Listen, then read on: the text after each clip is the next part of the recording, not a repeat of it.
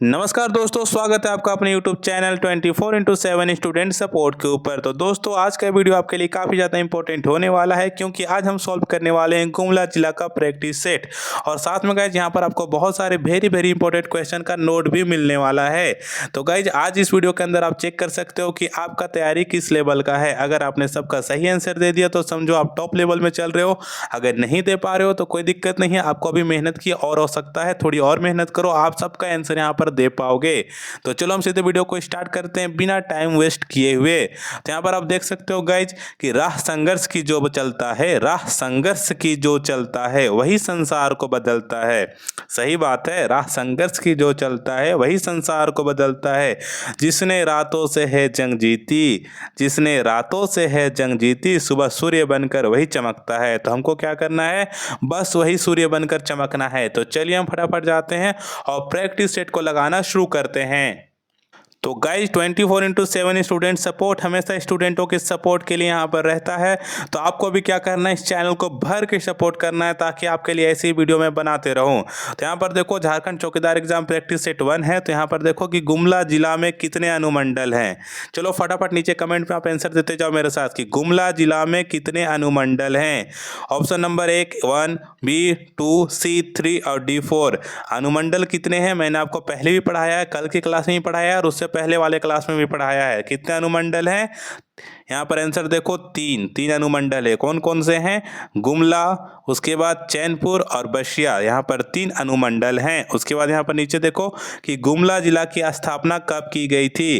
तो यह आपको पता होना चाहिए, ये क्वेश्चन आपके लिए बहुत ज़्यादा इंपॉर्टेंट होने वाला है कि गुमला जिला की स्थापना कब की गई थी। तो गुमला जिला का स्थापना कब हुआ था, नीचे कमेंट करके आप यहाँ पर आंसर दे सकते हो। तो यहाँ पर मैं बता दूँ कि 2 का यहाँ पर आंसर होने वाला है 1983। आंसर यहाँ पर हमारा सही है। 2 का भी 1983। तो यही चीज़ आपको याद करना है कि 1983 में गुमला जिला का स्थापना हुआ था। क्वेश्चन नंबर 3 यहाँ पर आप देख सकते हो कि गुमला जिला का मुख्यालय कहाँ है। ये मैंने कल वाले वीडियो में आप लोगों को पढ़ाया था कि गुमला जिला का मुख्यालय कहाँ है। इसका सही आंसर आपको नीचे कमेंट में देना होगा। फटाफट नीचे कमेंट में दो कि इसका आंसर क्या होगा। इसका आंसर होगा गुमला, C नंबर, क्योंकि गुमला जिला का मुख्यालय गुमला में ही है। उसके बाद यहाँ पर देखो आप, गुमला जिला में कुल कितने प्रखंड हैं।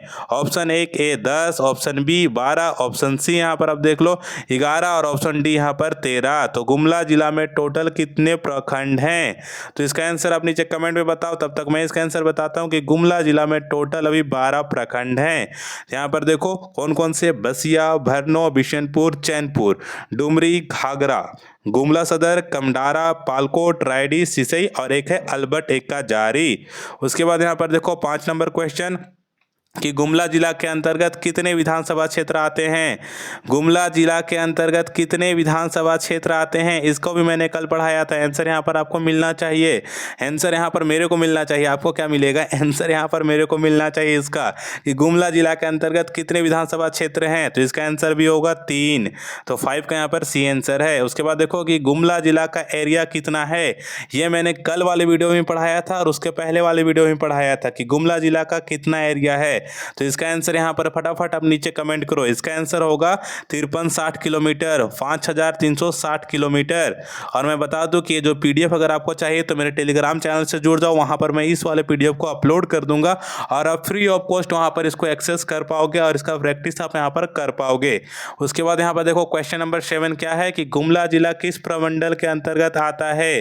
पहला ऑप्शन है उत्तरी छोटा नागपुर, B ऑप्शन है संथाल परगना, C है कोल्हान और D है दक्षिण छोटा नागपुर। तो इसका भी आप आंसर जानते होंगे, इसका भी आंसर आप नीचे कमेंट में दो कि इसका आंसर क्या होगा कि गुमला जिला किस प्रमंडल के अंतर्गत आता है, दक्षिणी छोटा नागपुर। उसके बाद 8 नंबर में देखो यहाँ पर कि 2011 की जनगणना में गुमला जिला की कुल आबादी क्या है। 2011 की जनगणना पूछ रहा है गाइज, 2011 की जनगणना में गुमला जिला की कुल आबादी क्या है। तो यहाँ पर आप देख सकते हो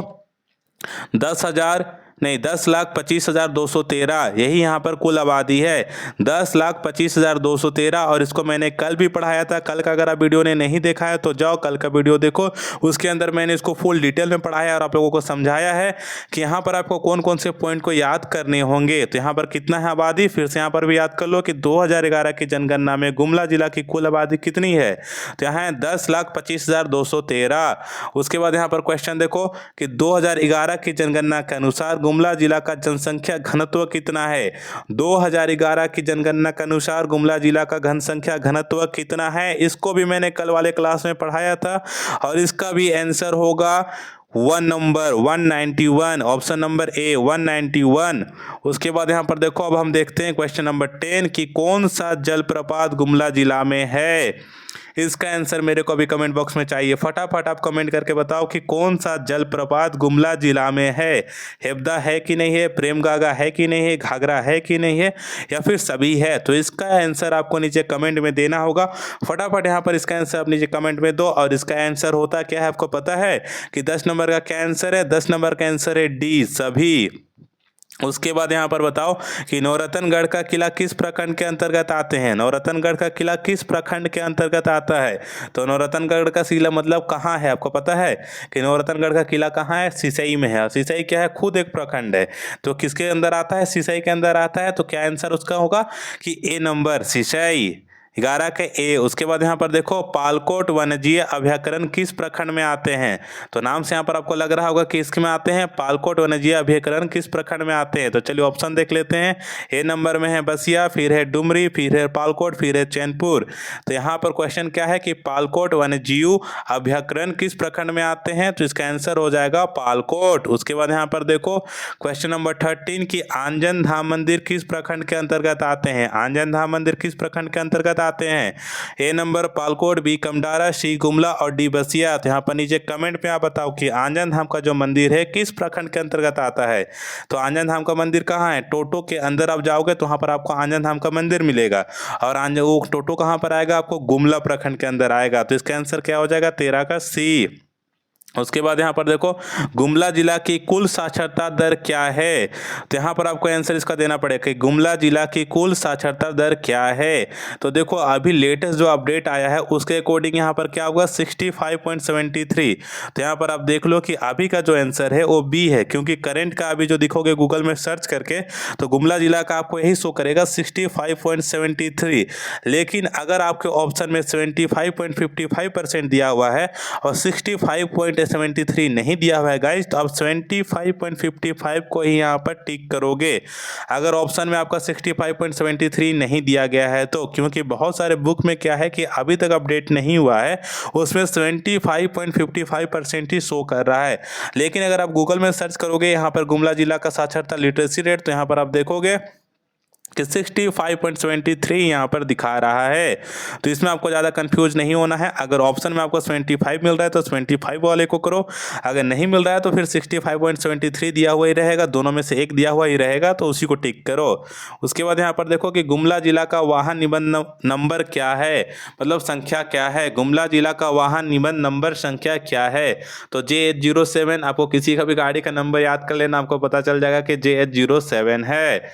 उसके बाद यहाँ पर देखो क्वेश्चन नंबर 16 क्या है कि गुमला जिला का लोकसभा संसदीय क्षेत्र क्या है। इसका आंसर मैं कमेंट बॉक्स में चाहता हूं, ये भी मैंने कल आपको बताया था। इसका आंसर फटाफट आप नीचे कमेंट में बताओ, ताकि आपका भी प्रैक्टिस होते चले, आपको भी लगे कि हाँ मैंने भी पढ़ा है तो मैं आंसर कर रहा हूँ।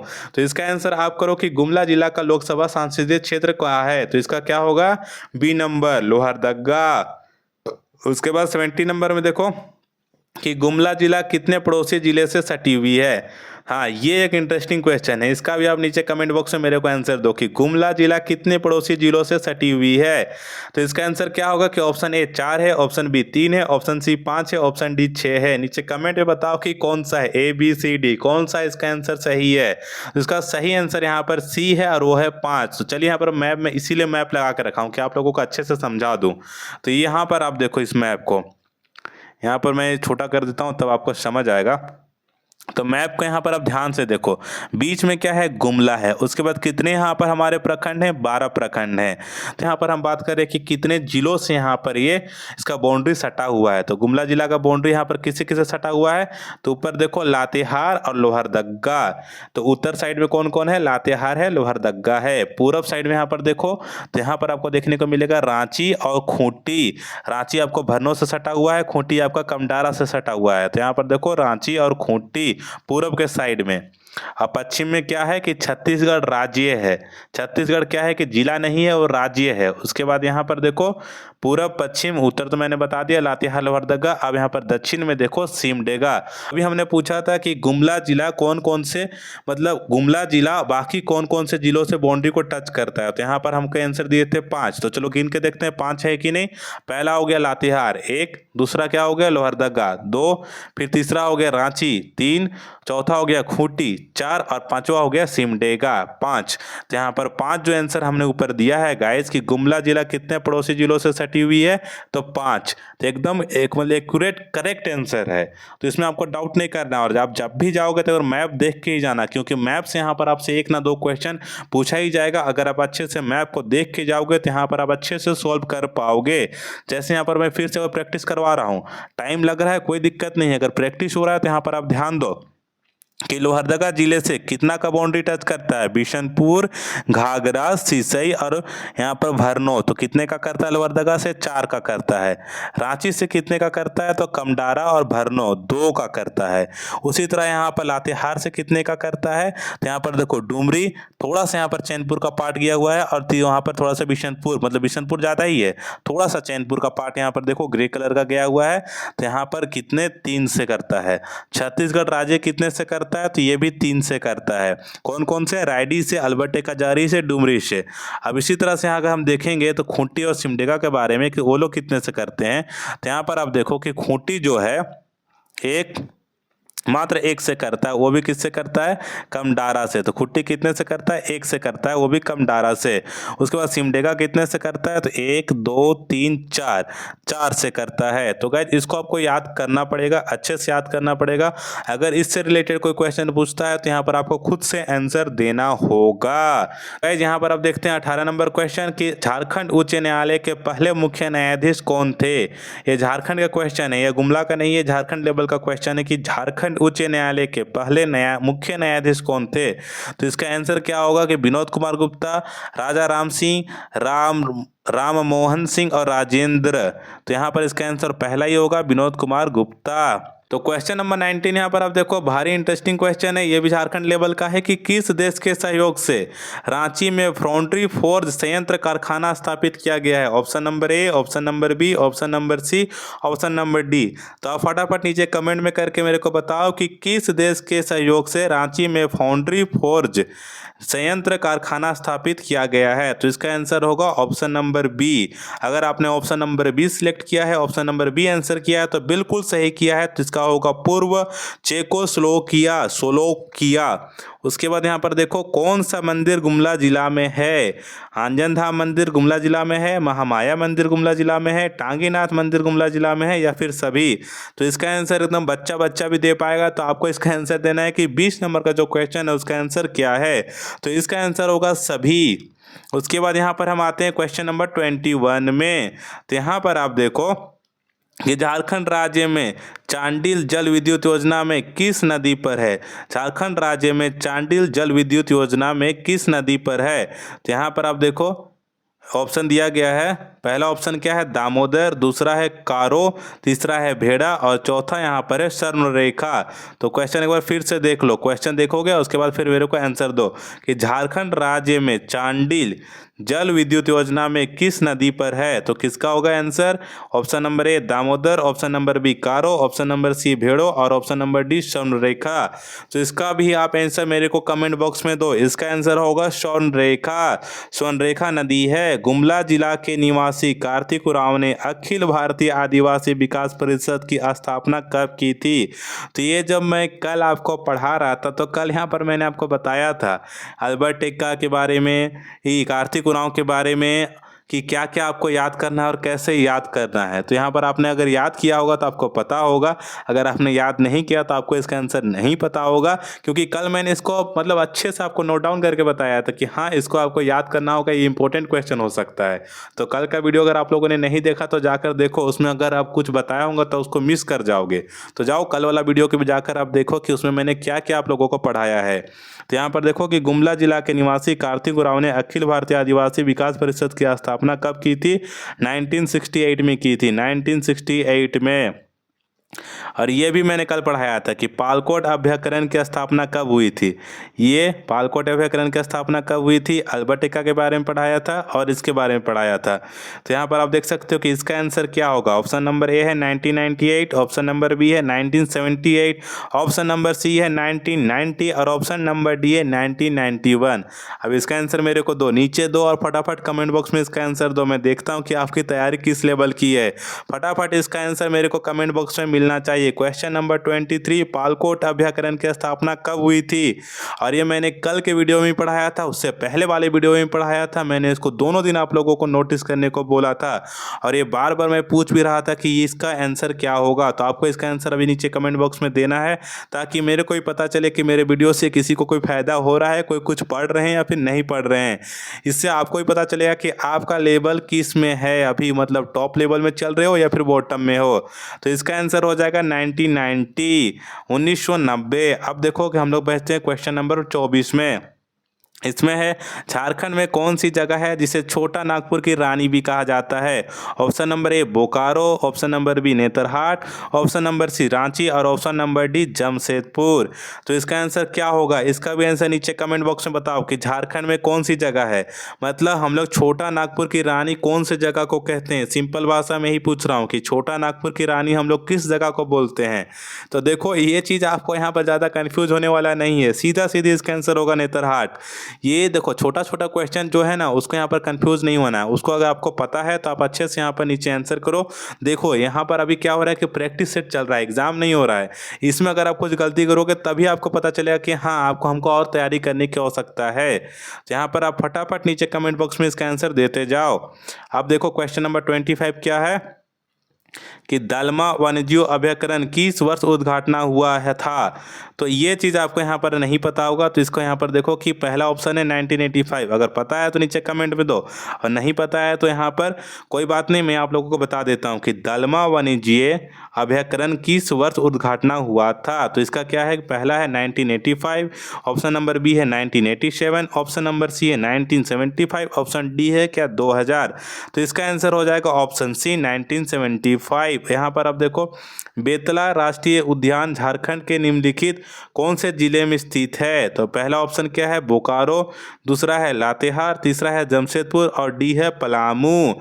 तो यहाँ पर देखो बेतला राष्ट्रीय उद्यान झारखंड के निम्नलिखित कौन से जिले में स्थित है। तो यहाँ पर बोकारो में है बेतला, नहीं है। लातेहार में है, हाँ है। जमशेदपुर में बेतला एकदम दूर हो गया, उधर है ही नहीं।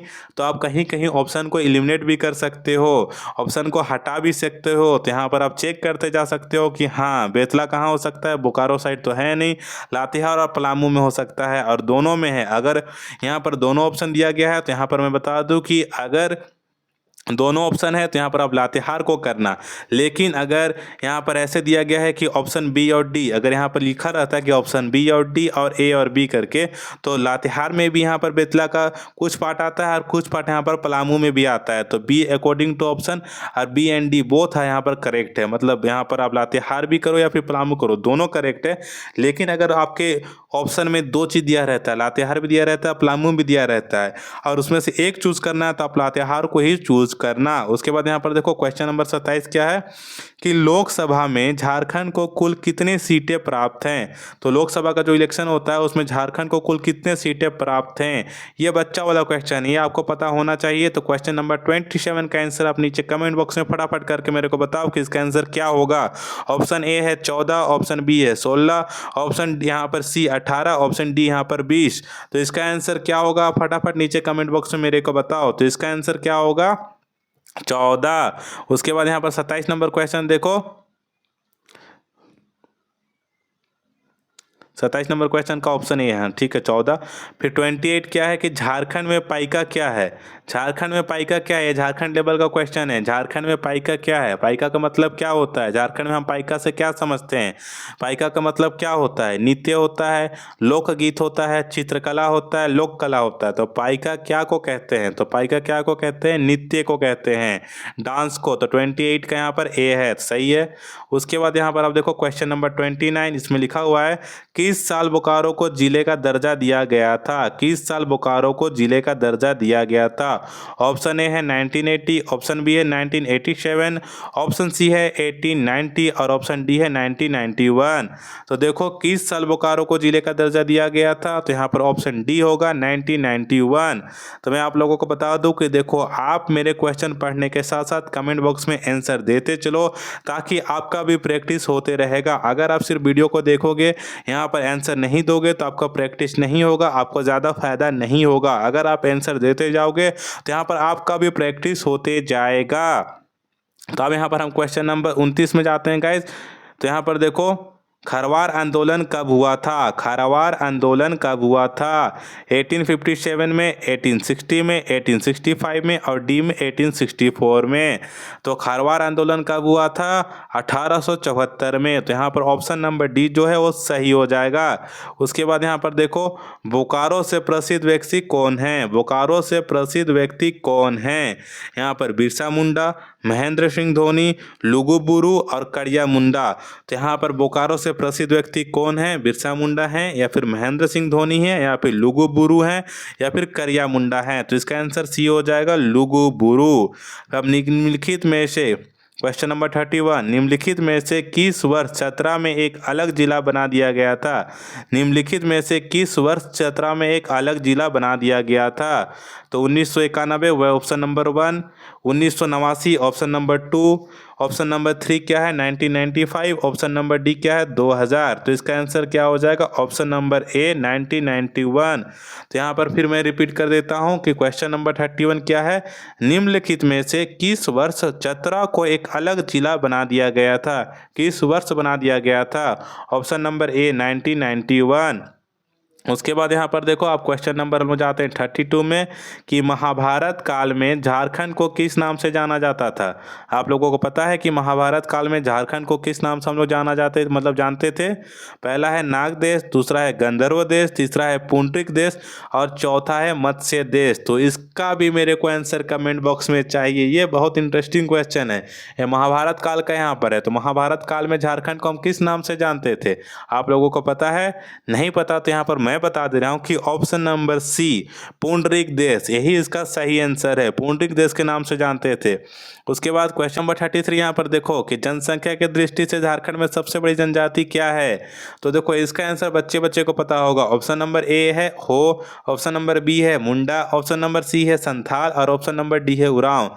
तो यहाँ पर जनसंख्या की दृष्टि से झारखंड में सबसे बड़ी जनजाति क्या है, इसका आंसर बच्चा भी दे देगा गाइज। अगर आप नहीं दे पाओगे तो फिर सोचो कि आपको और तैयारी की यहाँ पर हो सकता है। नीचे कमेंट में बताओ कि इसका आंसर क्या होगा। इसका आंसर होगा संथाल, क्योंकि झारखंड में जनजातियों में सबसे बड़ा यहाँ पर संथाल ही है। तो आंसर सही है हमारा। उसके बाद यहाँ पर देखो गुमला जिला कितने पड़ोसी राज्यों से सटी हुई है। तभी क्या था, गुमला जिला कितने पड़ोसी जिलों से सटी हुई थी, यहाँ पर राज्यों से सटी हुई है। तो गुमला जिला कितने राज्य से सटा हुआ है आप लोगों को पता है, 1 2 3 4। यहाँ पर 4 ऑप्शन दिए गए हैं, चारों में से सही आंसर इसका क्या होगा, गुमला जिला कितने पड़ोसी राज्यों से सटी हुई है। तो इसका सही आंसर होगा 1, और वो एकमात्र कौन सा है, छत्तीसगढ़। तो यहाँ पर 1 से सटी हुई है और उसका क्या है कि छत्तीसगढ़ है। मतलब यहाँ पर राज्य पूछ रहा था और उससे ऊपर वाले में क्या पूछा था, जिला पूछा था, जिसमें 5 था और राज्य में कितना है, 1 है। तो 1 में कौन सा राज्य है, छत्तीसगढ़ राज्य है।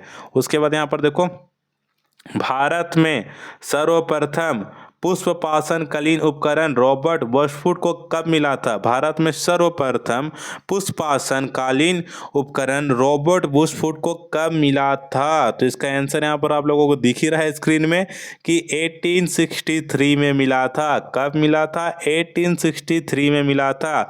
जो ईस्वी वाला डेट है क्या, जिसको आप नोट डाउन कर लेना। अगर आपको PDF चाहिए तो टेलीग्राम चैनल ज्वाइन कर लेना और उसके बाद इसको नोट डाउन कर लेना और माइंड में सेटल कर लेना, क्योंकि ईस्वी वाला ही यहाँ पर आपका नंबर कटने में यहाँ पर कुछ ना कुछ रोल निभाएगा, क्योंकि मैं आप लोगों को बताऊँ तो नेगेटिव मार्किंग तो है नहीं, आपको पूरा आंसर यहाँ पर बनाकर आना है। और यहाँ पर जो भी गलत होगा होने तो कोई दिक्कत वाली बात नहीं, क्योंकि यहाँ पर नेगेटिव नहीं जाएगा, जो गलत होगा बस उसी का नंबर कटेगा। और इस भी वाला आपको अच्छे से याद करके जाना है, एग्जाम लिखने से पहले एक बार फिर से रिकॉल करके जाना है कि जैसे क्वेश्चन मिले 50 क्वेश्चन रहेगा, ताबड़तोड़ स्पीड से बनाओगे, और जैसे क्वेश्चन मिलेगा अगर आप पहले से पढ़ के जाओगे तो आपके माइंड में छपा रहेगा, क्वेश्चन मिलते के साथ ही आपको आंसर वहाँ पर पता चल जाएगा। उसके बाद यहाँ पर देखो क्वेश्चन नंबर 36 क्या है कि अधोलिखित में से कौन मध्य सोन नदी घाटी का प्राचीनतम भू तात्विक जमाव है। अधोलिखित में से कौन मध्य सोन नदी घाटी का प्राचीनतम भूतात्विक जमाव है? पटपरा, बघोर, सिंहवाला और खेतोनाही। तो इसका आंसर हो जाएगा सिंहवाला। तो क्वेश्चन नंबर 37 देखो कि क्या है कि निम्न 9 पाषाणिक स्थल से पशु बाड़े का प्रमाण मिला है। किससे मिला है? टोरवा, कोल्डिवा, महगड़ा, इनमें से कोई नहीं। तो इसका सही आंसर होगा महगड़ा। तो कुछ यहाँ पर झारखंड का भी यहाँ पर क्वेश्चन लिया गया है। तो यहाँ पर अगर आप लोगों को नहीं पता चल रहा है तो मैं बता दूं, गुमला के जगह यहाँ पर कुछ मैंने झारखंड का भी क्वेश्चन ले रखा है। उसके बाद यहाँ पर देखो प्राचीन भारतीय भौगोलिक मान्यता के अनुसार भारतवर्ष किस द्वीप का अंग था? तो ये तो बच्चे को पता होगा, ये आपको भी पता होना चाहिए। ये गुमला जिला का नहीं, ये भारत लेवल का है। और भारत का ये चीज़ अगर आप देखोगे ऑप्शन तो आपको समझ आ जाएगा कि प्राचीन भारतीय भौगोलिक मान्यता के अनुसार भारतवर्ष किस द्वीप का अंग था। ऑप्शन नंबर ए पुष्कर द्वीप, ऑप्शन नंबर 2 जम्बू द्वीप, ऑप्शन नंबर 3 कांच द्वीप, ऑप्शन नंबर डी कुश द्वीप। तो यहाँ पर अगर आप लोगों को पता होगा कि क्वेश्चन के बाद अगर आप यहाँ पर आप ऑप्शन देखोगे कि पुष्कर द्वीप, जम्बू द्वीप, कांच द्वीप और कुश द्वीप, तो यहाँ पर आपको आंसर खुद ब खुद मिल जाएगा। तो क्या इसका आंसर होगा? जम्बू द्वीप। तो चलो देखते हैं हमने सही बोला है या फिर गलत बोला है। 38 का बी जम्बूद्वीप तो एकदम सही आंसर है। यहाँ पर अब 39 नंबर क्वेश्चन क्या है कि सर्वप्रथम इंडिया शब्द का प्रयोग भारत के लिए किस भाषा में किया गया था? तो सर्वप्रथम इंडिया शब्द का प्रयोग भारत के लिए किस भाषा में किया गया था? उर्दू में किया गया था, ग्रीक में किया गया था, फारसी में किया गया था, या फिर यहाँ पर देखोगे तो अरबी में किया गया था। इसका क्या होगा आंसर आप नीचे कमेंट बॉक्स में बताओ कि सर्वप्रथम इंडिया शब्द का प्रयोग भारत के लिए किस भाषा में किया गया था? तो इसका क्या आंसर होगा? Greek, option number B. तो यहाँ पर देखो 39 का बी। अब 40 नंबर क्वेश्चन में आते हैं और ये हमारा यहाँ पर का लास्ट क्वेश्चन है। इसके बाद यहाँ पर हम इंपॉर्टेंट नोट डिस्कस करेंगे। तो 40 नंबर क्वेश्चन क्या है कि गुमला जिला में कुल कितनी पंचायत है? तो यहाँ पर आंसर दो आप। ऑप्शन नंबर ए है 160, ऑप्शन नंबर बी है 942, ऑप्शन नंबर सी क्या है 356 और ऑप्शन नंबर डी है 159।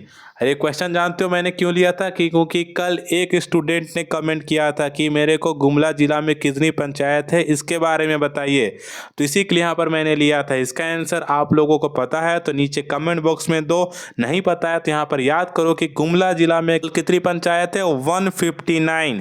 40 का डी कुल कितनी पंचायत है अगर आपसे पूछा जाए गुमला जिला में तो कितनी है 159 है। अब यहाँ पर हम देखने वाले हैं वेरी इंपॉर्टेंट नोट। तो गाइस ये जो नोट में यहाँ पर है ये मैंने खास करके आप लोगों के लिए ही बनाया है, तो इसको अच्छे से यहाँ पर आप रिमेंबर कर लो ताकि एग्जाम में अगर इससे कुछ भी क्वेश्चन पूछा जाए तो यहाँ पर आपको सोचना विचारना ना पड़े, डायरेक्ट यहाँ पर बहुत सिंपल तरीके से आप बस आंसर कर दो। तो यहाँ पर क्या लिखा हुआ है कि गुमला जिला पंचायत क्षेत्र अधिकार के अंतर्गत कुल 12 पंचायत समितियां हैं। कितनी पंचायत समितियां अगर आपसे पूछा जाए तो 12 है, जिसमें 159 क्या है ग्राम पंचायतें हैं। कितनी ग्राम पंचायतें हैं 159 है। पंचायत समिति कितने ही 12 हैं और 952 गांव हैं। अगर पूछा जाए गुमला जिला के अंदर टोटल कितनी गांव है तो कितनी है 952 गांव है, 12 पंचायत समितियां हैं और 159 ग्राम पंचायत हैं। उसके बाद यहाँ पर देखो गुमला जिला के पदस्थापित उपायुक्त की सूची। तो यहाँ पर मैंने 3 गो का नाम लिया है क्योंकि ये अभी जो चौकीदार वैकेंसी है तीनों से ही रिलेटेड है। यहाँ पर सर्वप्रथम मतलब सबसे पहले डीसी कौन बने थे आपको पता है? श्री द्वारिका नाथ। कब बने थे? 1983 में। तो क्या कौन बने थे अगर पूछ दे कि हाँ गुमला के प्रथम डीसी कौन थे, उपायुक्त कौन थे, तो इसका आंसर क्या होगा कि श्री द्वारिका नाथ सिन्हा 1983 पहला उपायुक्त गुमला जिला के थे। उसके बाद जो ये वैकेंसी वगैरह निकला था उससे पहले अभी रिसेंट में कौन थे, श्री सुशांत गौरव, ये 2022 के थे। और यहाँ पर अभी जो प्रेजेंट के हैं वो हैं श्री कर्ण सत्यार्थी 2023 के। तो गुमला जिला के सबसे फर्स्ट यहाँ पर उपायुक्त के बारे में अगर आपको पूछा जाए तो यहाँ पर आपको नाम याद करना होगा कि श्री द्वारिका नाथ सिन्हा। और कब इनका बनाया गया, मतलब कब बनाया गया था इनको, तो 1983 में इनको उपायुक्त बनाया गया था। और गुमला जिला के सबसे पहले उपायुक्त यही बने थे। यही गुमला जिला के सबसे पहले डीसी थे। उपायुक्त मतलब इंग्लिश में डीसी को बोलते हैं, और वही चीज़ अगर हम हिंदी में बोलेंगे तो डीसी को उपायुक्त बोलेंगे। तो इसमें आपको कंफ्यूज नहीं होना है। तो क्या है कि पहला कौन था, श्री द्वारिका नाथ सिन्हा 1983 में बने थे। उसके बाद श्री सुशांत गौरव थे 2022 में। ये देखो सुशांत गौरव जब बने थे, जो सीरियल नंबर आपको बगल में दिख रहा है, ये 35वें नंबर में बने थे श्री सुशांत गौरव। और कर्ण सत्यार्थी जो अभी प्रेजेंट में है वो कितने नंबर में है, 36वें नंबर में। तो कर्ण सत्यार्थी जैसे यहाँ पर से ट्रांसफर होकर जाएंगे तो जो अभी नया आएगा इसके बाद वो 37वें नंबर में आएगा। तो द्वारिका नाथ सिन्हा पहले नंबर के थे, सुशांत गौरव 35वें नंबर के थे जो 2022 में थे। और यहाँ पर जो श्री कर्ण सत्यार्थी हैं वो 36वें नंबर के हैं और ये 2023 के हैं। उसके बाद यहाँ पर देखो 18 मई 1983 को गुमला जिला अस्तित्व में आया था और बिहार के तत्कालीन मुख्यमंत्री श्री जगन्नाथ मिश्रा ने इसका उद्घाटन किया था। तो यहाँ पर अगर आपसे पूछ दे कि गुमला जिला कब अस्तित्व में आया था या फिर गुमला जिला का उद्घाटन किसने किया था, तो यहाँ पर आपको याद करना है कि बिहार के तत्कालीन मुख्यमंत्री श्री जगन्नाथ मिश्रा ने इसका उद्घाटन किया था। और श्री द्वारिका नाथ सिन्हा ने सिर्फ जन्मे जिले के प्रथम उपायुक्त पद के अधिग्रहण किया था। तो यहीं पर हम जो ऊपर पढ़ा रहे थे आपको श्री द्वारिका नाथ सिन्हा, वहीं पर यहाँ पर लिखा हुआ है कि श्री द्वारिका नाथ सिन्हा ने सिर्फ जन्मे जिले के प्रथम उपायुक्त के पद का अधिग्रहण किया था। तो यहाँ पर क्लियर होता है कि 18 मई 1983 को गुमला जिला अस्तित्व में आया था और बिहार के तत्कालीन मुख्यमंत्री श्री जगन्नाथ मिश्रा ने इसका उद्घाटन किया था। कौन उद्घाटन किया था, बिहार के तत्कालीन मुख्यमंत्री श्री जगन्नाथ मिश्रा ने इसका उद्घाटन किया था। और पहले उपायुक्त कौन थे, श्री द्वारिका नाथ सिन्हा यहाँ के पहले उपायुक्त थे। उसके बाद देखो जिला में बॉक्साइट और लेटेराइट, लेटेराइट का मतलब एल्युमिनियम होता है, जैसे महत्वपूर्ण खनिजों में बिशनपुर ब्लॉक में अमिकापानी, लंगड़ाटार, चिरोडी, जालिम, नरमा, बहगड़ा। तो क्या क्या हो गया बिशनपुर ब्लॉक में, अमिकापानी, लंगड़ाटार, चिरोडी, जालिम, नरमा और बहागड़ा। और चैनपुर ब्लॉक में लेंगाटाड़, लूपंगपात और छोटा अजायुत। और घाघरा ब्लॉक में हरूप, सिरेंजेंग तथा जालिम के गांवों में पाए जाते हैं। तो ये जो है कि बॉक्साइट और लेटेराइट ये कहाँ कहाँ पाया जाता है, बिशनपुर ब्लॉक में पाया जाता है, अमिकापानी में, लंगड़ाटाड़ में, चिरोडी में, जालिम में, नरमा में और बहागड़ा में। ये कहाँ पाया जाता है, ये बिशनपुर ब्लॉक के अंतर्गत पाया जाता है। उसके बाद अगर हम चैनपुर ब्लॉक में जाएंगे तो ये आपको मिलेगा लेंगाटाड़ में, लूपंगपात में और छोटा अजायुतु में। और यही हम घाघरा ब्लॉक में अगर चल जाएंगे तो हमें कहाँ मिलेगा, हरूप में मिलेगा, सिरेंजेंग में मिलेगा तथा जालिम के गांवों में पाए जाते हैं। और अगर आपसे पूछ दिया जाए कि बॉक्साइट खानों की कुल संख्या कितनी है, तो बॉक्साइट खानों की कुल संख्या 21 है। तो अगर गुमला जिला में बॉक्साइट खानों की कुल संख्या अगर आपसे पूछता है तो कितनी है, तो आपको यहाँ पर आंसर देना होगा 21। और यहाँ पर बिशनपुर के कितने मतलब ब्लॉक में कहाँ का कितने जगह पाया जाता है, तो अमिकापानी 1, लंगड़ाटाड़ 2, चिरोडी 3, जालिम 4, नरमा 5 और बहागड़ा 6। बिशनपुर ब्लॉक में 6 जगह, चैनपुर ब्लॉक के लेंगाटाड़ 1, लूपंगपात 2 और छोटा अजायुतु 3। तो चैनपुर में 3, बिशनपुर में 6 और घाघरा ब्लॉक में हाड़ूप, सिरेजेंग तथा जालिम के गांवों में। तो मतलब घाघरा में भी 3, चैनपुर में भी 3 और बिशनपुर में 6। और टोटल कितना कुल संख्या बॉक्साइट खानों की, तो 21 है। उसके बाद यहाँ पर देखो नेक्स्ट क्या है, नदी प्रणाली। 3 मुख्य नदियां हैं, जैसे उत्तरी कोयल, दक्षिणी कोयल और शंख। शंख नदी चैनपुर ब्लॉक से राजदेरा गांव से निकलती है। तो यहाँ पर क्लियर हो गया कि शंख नदी का अगर आपसे पूछा जाए कहाँ से निकलती है, तो शंख नदी चैनपुर ब्लॉक के राजदेरा गांव से निकलती है। अब यहाँ पर हम बात करते हैं कि गुमला जिला का अभी प्रेजेंट एसपी कौन है, तो श्री शंभू कुमार सिंह अभी गुमला जिला के प्रेजेंट एसपी हैं।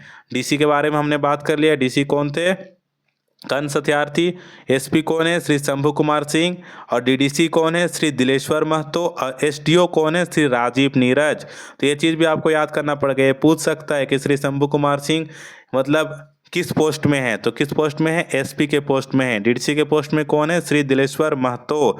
महतो जी किस पोस्ट में है? डीडीसी के पोस्ट में है। श्री राजीव नीरज, वो किस पोस्ट में है? वो एसटीओ के पोस्ट में है। उसके बाद यहाँ पर देखो कि 2011 की जनगणना के अनुसार गुमला जिला की जनसंख्या 2011 में 10,25,213 है, जिसमें से 5,14,390 पुरुष हैं, 5,10,823 महिलाएं हैं। तो ये कब का है? 2011 की जनसंख्या के हिसाब से है 1,25,213, जिसमें 5,14,390 यहाँ पुरुष हैं और 5,10,823 महिलाएं हैं। लेकिन अगर हम बात करें 2022 में गुमला की जनसंख्या कितनी है, तो अभी है 13,53,282।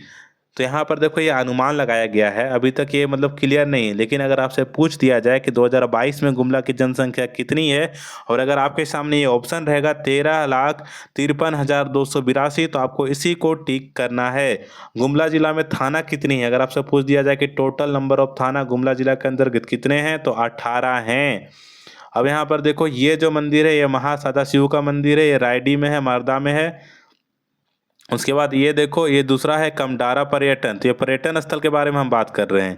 पहला है महासदाशिव मंदिर, दूसरा यहाँ पर आप देखो कमडारा का पर्यटन स्थल है। इसके बारे में यहाँ देखो कि आमटोली, यह भगवान शिव के एक पुराने मंदिर के लिए प्रसिद्ध है। तो ये कमडारा पर्यटन स्थल जो है आमटोली, ये भगवान शिव के एक पुराने मंदिर के लिए प्रसिद्ध है, जो पहाड़ी की तरह नीचे स्थित है। उसके बाद देखो वासुदेव कोना, ये धार्मिक पत्थर की मूर्तियाँ अजंता गुफा के पत्थर की मूर्तियाँ के लिए प्रसिद्ध है। तो उसके बाद ये 3 किमी पूर्व रायडी में ही है। हाँ, उसके बाद ये देखो टांगीनाथ। टांगीनाथ एक जगह है जिसमें मध्यकालीन युग के, प्राचीन युग के बाद इसकी गोद में कई सत्यापित कार्य, मतलब इसको कहोगे तो ये एकदम सत्य जगह है। यहाँ पर अभी भी कहा जाता है कि भगवान परशुराम का जो है टांगी, पारसा बोलते हैं, वो गड़ा हुआ है। उसको हम लोग झारखंडी भाषा में टांगी बोलते हैं, जैसे मैंने कल के वीडियो में आपको बताया था। उसके बाद यहाँ पर देखो नगर, ये सिसई ब्लॉक में आता है, इसको हम नवरत्नगढ़ बोलते हैं। उसके बाद इसको देखो, ये हापा मुनि है। हापा मुनि एक प्रसिद्ध प्राचीन गांव घाघरा ब्लॉक में है, गुमला लोहरदगा रोड पर। उसके बाद यहाँ पर देखो पर्यटन स्थल कौन कौन से हैं गुमला जिला के मेन। तो एक है शिव मंदिर महादेव कोना कमडारा, दूसरा क्या है बिरसा मुंडा एग्रो पार्क गुमला, तीसरा कौन सा है रॉक गार्डन गुमला। उसके बाद चौथा कौन है पालकोट के पंपापुर, शीतलपुर गुफा, निर्झर झरना, पालकोट पहाड़ शिखर। उसके बाद यहाँ पर देखो घेरलता गुफा, गोबर सिल्ली, महावीर मांडा और राकस टंगरा। उसके बाद पालकोट के सुंदरी घाग देवगांव, ये भी एक है। उसके बाद हीरादा है रायडी प्रखंड में। उसके बाद क्या है नागफेनी अम्बा घाग सिसई प्रखंड में। उसके बाद देवाकी बाबाधाम घाघरा प्रखंड में। उसके बाद सिरासीता डुमरी प्रखंड में। उसके बाद अपर संख चैनपुर प्रखंड में। उसके बाद 5 पांडव का पहाड़ बिशनपुर प्रखंड में। तो ये कहाँ कहाँ है, कौन कौन से हैं, ये सब कुछ मैंने आपको बता दिया। ये इंपॉर्टेंट नोट है और इसको मैंने काफ़ी मुश्किल से आप लोगों के लिए खोजा है। अगर इसमें से क्वेश्चन आता है तो आप अच्छे से इसको एक बार PDF को डाउनलोड करके पढ़ लेना। तो आई होप कि इस वीडियो के अंदर आपने कुछ ना कुछ जरूर सीखा होगा। अगर आपको वीडियो अच्छा लगा है तो वीडियो को लाइक कर देना, अपने उन दोस्तों के साथ शेयर कर देना जो चौकीदार एग्जाम की तैयारी कर रहे हैं, और ऐसे ही मुझे सपोर्ट करते रहना ताकि मैं आप लोगों के लिए ऐसी वीडियो लेकर आते रहूं। तो आज के लिए बस इतना ही, मिलते हैं आपको अपने नेक्स्ट वीडियो में। तब तक के लिए जय भारत, जय हिंद।